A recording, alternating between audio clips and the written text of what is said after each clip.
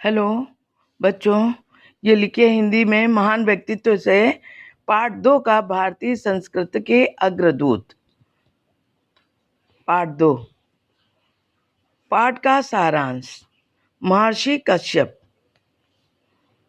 प्राचीन नगरी काशी वाराणसी में जन्मे व विश्वनाथ मंदिर में पूजा अर्चना साधना करने वाले महर्षि कश्यप दक्षिण भारत में शैव मत का खूब प्रचार किया। परिश्रम व ज्ञान के बल पर स्थानीय लोगों को शिष्य बनाया। शिष्यों के सहयोग से जंगलों को कटवाए और विभिन्न प्रकार के नगरों व आश्रमों की स्थापना की।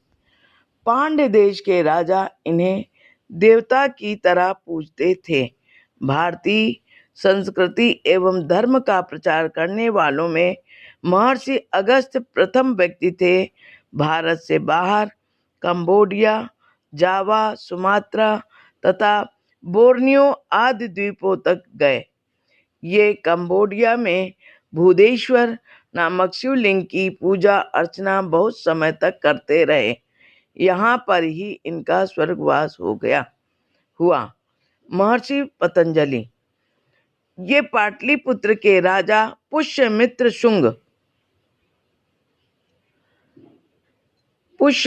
शुंग के समकालीन माने जाते।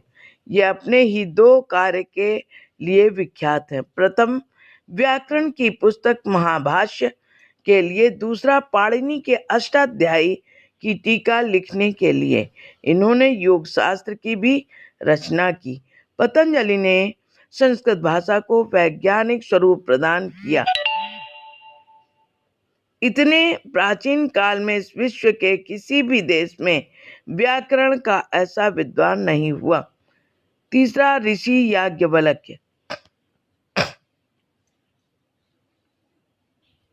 याज्ञवल्क्य नाम के 2 विद्वान हुए हैं।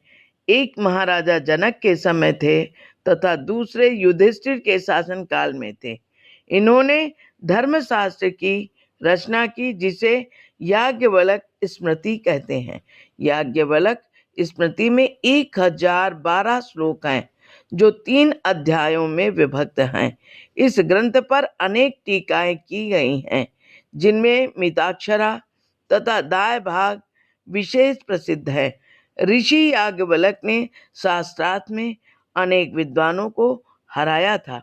उन्होंने भारतीय संस्कृति को अमर बनाने की चेष्टा की।